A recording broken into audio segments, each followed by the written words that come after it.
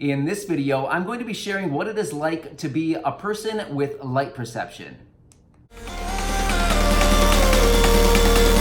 Reach for the stars, 'cause we're aiming high.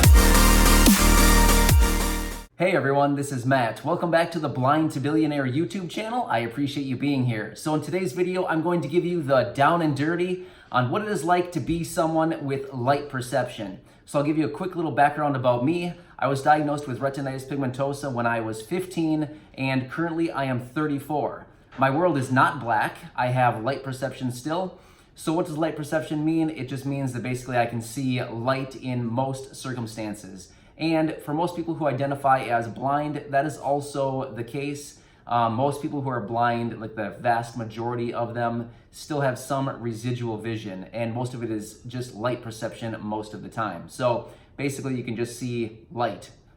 That's about it. So when I am indoors under artificial lighting, I generally cannot see the difference between contrasts of colors unless it is something like black and white. I can see those color contrasts in most situations. The lighting needs to be perfect and the two items need to be side by side or on top of each other. But other than that, I cannot see color differentiation between most colors unless it's very vast, like black and white.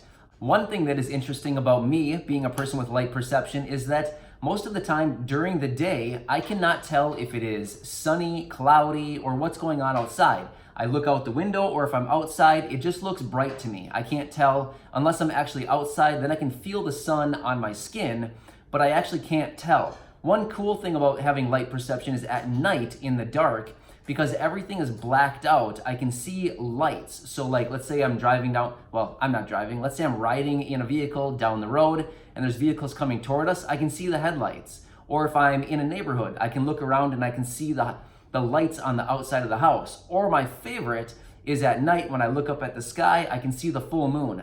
I can't tell what shape it is. I can't tell if it's full all the time, but I can look up and I can see a very bright light in the sky. It's very blurry to me, but I can still see it. It's pretty cool. But the full moon is by far my favorite. I love it. I love a full moon on just, well, any day of the week. I like it. When I go out, I require the assistance of a sighted guide currently because I do not have the orientation and mobility skills quite yet.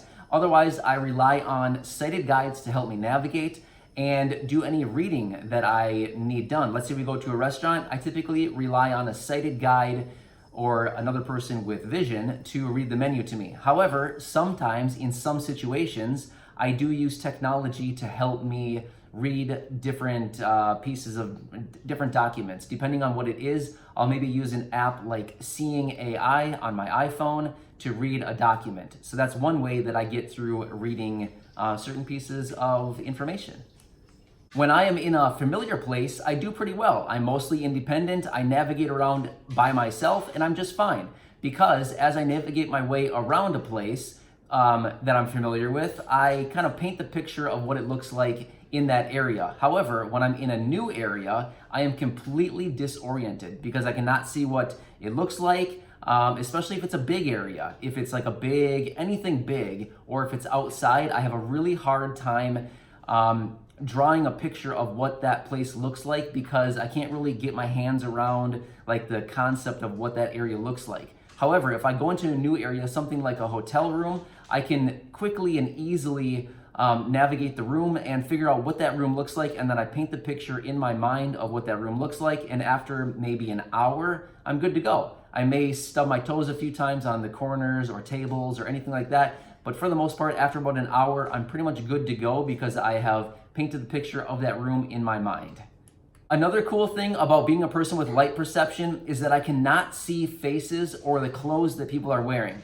Now you might be thinking, why is that cool? Why would that be cool that I couldn't see a person's face, what their hair looks like, what they're wearing? I mean, let's be honest.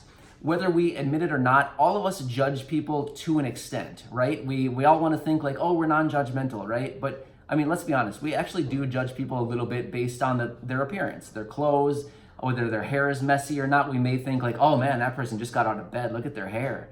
But the cool thing about me is I can't see any of that. So I judge people. I mean, I still judge people. I mean, everybody does it.